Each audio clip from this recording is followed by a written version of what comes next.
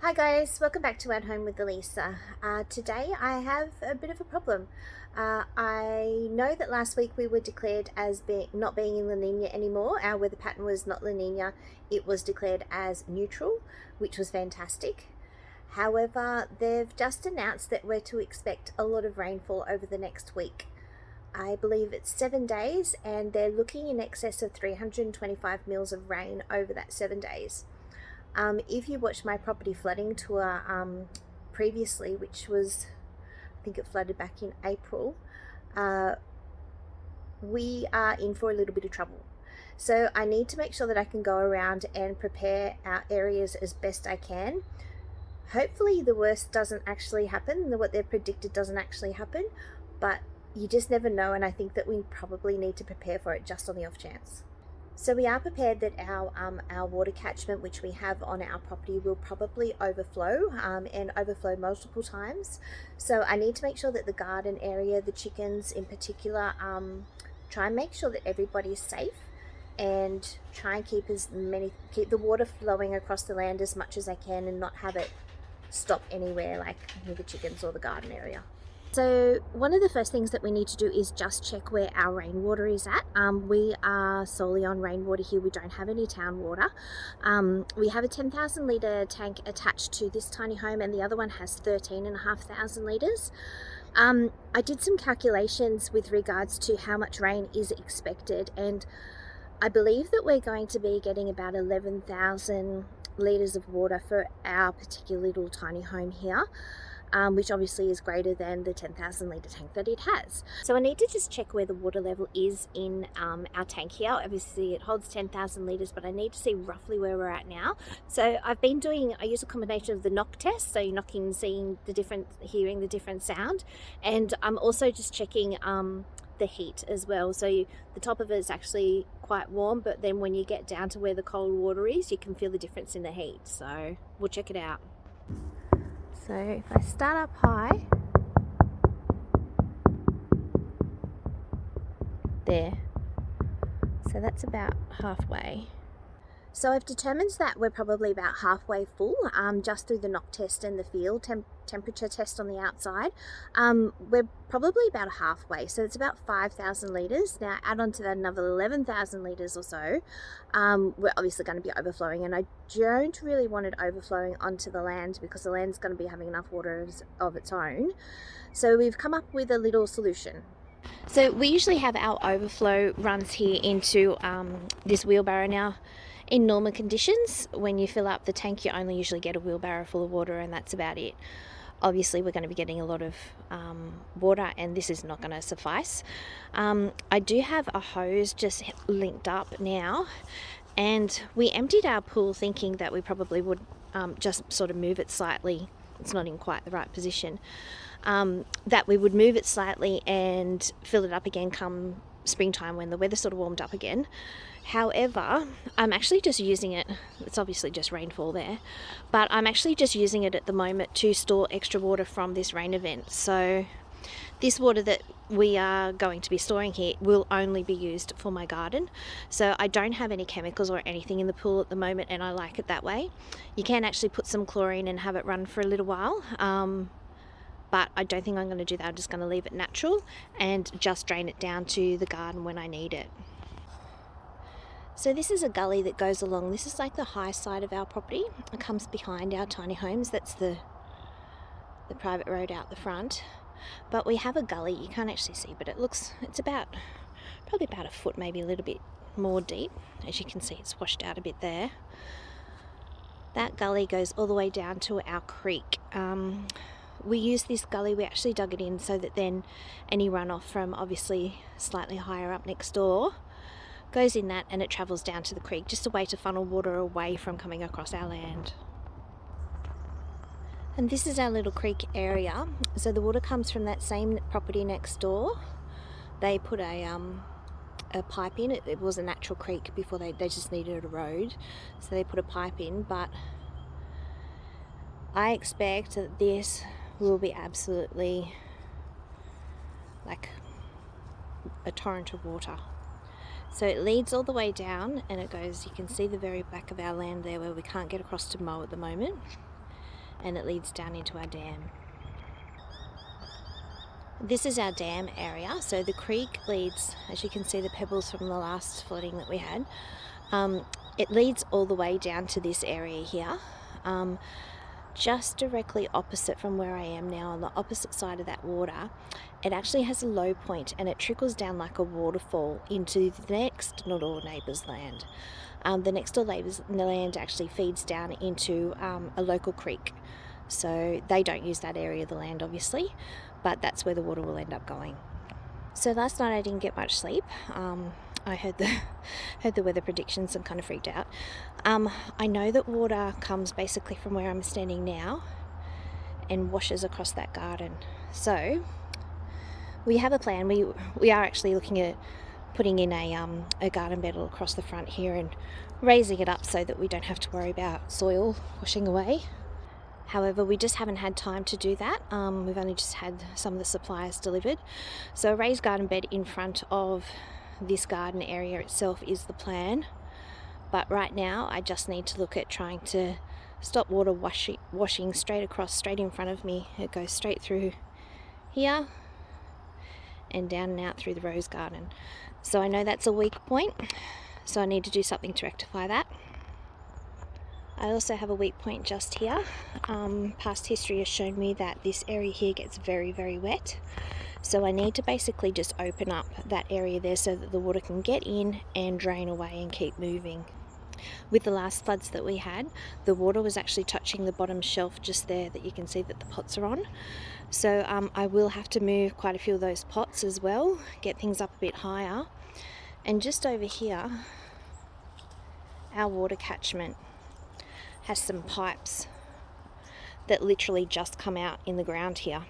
So I really need to get on the other side of the fence, which thankfully it looks a bit drier now. I need to get into there and actually dig out, basically so that the water can keep moving. If I can keep it flushing through, it won't pool here, which is what I don't want it doing.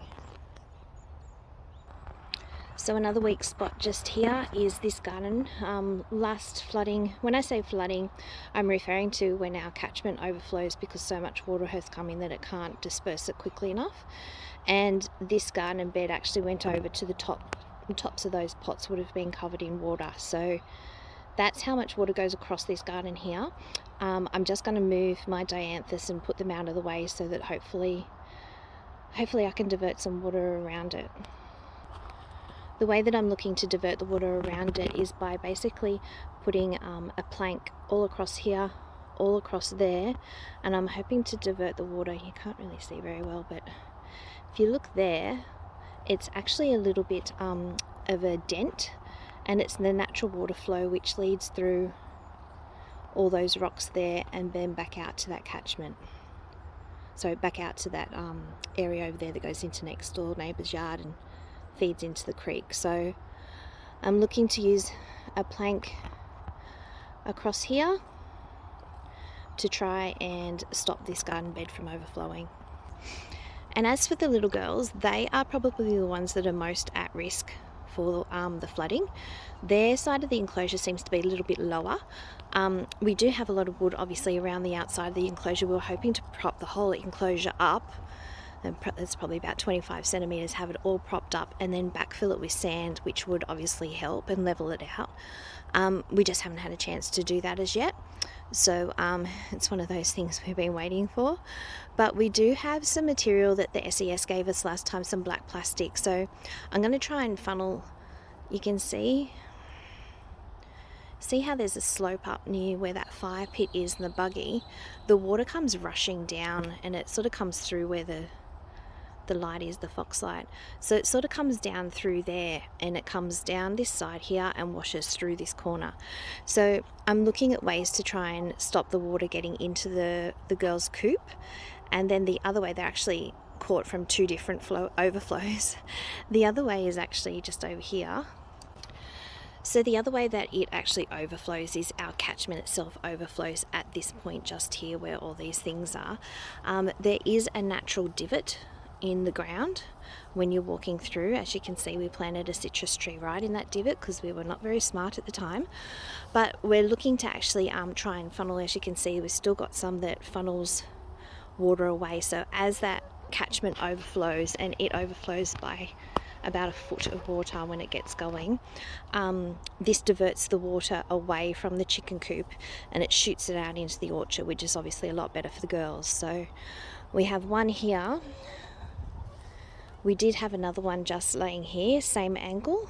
Hi ladies, look at Eugene, isn't he gorgeous? Hey Eugene. We did have another one that sort of floated out on this angle, so I need to make sure that I can put one back up again. We used it for the greenhouse, so I'll have to get that rectified. So they're the areas that I need to rectify. The rain starts tomorrow. I was hoping to get out here. It's probably mid-afternoon now. I was hoping to get out here a little bit earlier, but I've had someone working on something in the house all day, so I wanted to stay there in case they needed me. But need to get things sorted now, so I'll see what I can do. Hopefully before nightfall I can get everything done, because otherwise we're going to have some problems starting, I think, about 9 o'clock tonight. The rain starts. Fingers crossed.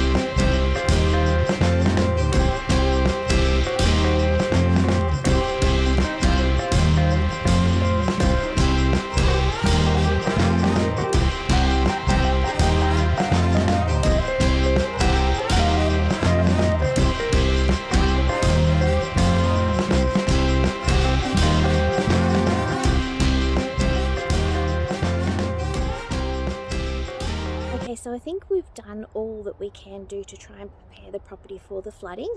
As I said, hopefully it doesn't actually eventuate, and we're worrying about this for nothing. But I'll show you what we've done. So this garden bed here, I know that this garden bed floods with only 20 mils of rain just from the runoff. There is actually, you can see a slight divot in the lawn. There is actually a drainage pipe underneath there that soaks in excess water. So I didn't want to cover that with the tarp, but we've done what we can do here. And over here we just made an exit point for the water, so if the water does happen to get in past that last barrier I just showed you, I know that it heads this way, so hopefully it can escape out over there, and then it does disappear. You can see that gate there, the neighbour's gate. There's actually, like, right over on this corner, there's like a little waterfall, and it drops down quite significantly, so the water will go down to there. Over here we just decided to obviously move all the plants that were down on the ground, put them up a bit higher so that they're out of any harm's way. And my husband just cleared, so I know that the catchment area comes out just here. And I just wanted to create a path of least resistance, basically, because I know that the water will follow it all the way through, and that leads again back into that sort of area beside the gate. And this garden bed, I just moved those beautiful dianthus so that they're not going to have any problems. I'm hoping that by having that board behind that garden bed there, that the water that comes, essentially it comes from up here, and it hits down here, and then it sort of swirls around, and it comes through here, and it comes through here. So I'm hoping by having that board, I know that the water will get through, but it won't be those like flash flooding kind of waters that will basically wipe everything away. So it should slow it down. And then at the other end of the board is actually where it naturally just divots and goes into that there where there's all pipes in there. So the little girl's coop just here cops a lot of runoff, so I just wanted to put the tarps down. I know that there's sandbags underneath there and obviously the wood to help lay it down. It's not perfect, but hopefully if there is like 10 centimeters of water, not that whole 10 centimeters is going to go straight into the coop. So it should come around and it will go here, which we know that it swirls there, and then I'm hoping I've directed it over to that gully. And here's a little picture of cuteness for you. Hi. Are they enjoying their treats? So just over here is where the catchment tends to overflow. I'll take you up and show you. It's all overgrown, but this drain here is what pumps out down to the bottom of the veggie patch. That's what the pipes in that drain all lead the way out through the veggie patch. So this whole area here fills up with water and slowly disperses through there.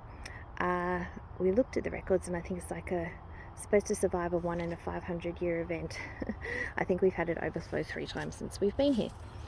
In that catchment, we do actually have one of those planks of wood, which just raises the level of where it does tend to overflow, and it sort of helps retain it a little bit more so it disperses out slower. And then we go through here, and essentially that's where it leads down to. So on this side here, we've still got our diversions in place from the last flooding. We hadn't actually done anything with those, and obviously that one is still, and it does tend to, the water comes rushing down this way and it shoots off that direction. Now it's going to shoot off to the greenhouse, which I'm okay with. And then we just added in another diversion which we had removed, so that one, same thing again. As the water gets through any of them, it shoots it off, and it will shoot it off down into that natural gullyway, which is what we want it to do. Okay, so I think that we've done everything that we can do to try and prepare the property for this rain event. Hopefully, as I said, it doesn't eventuate. Over 300 mils of rain is a lot of rain. I believe it's to happen over the 7 days. So wish us luck. Thank you so much for watching. Bye.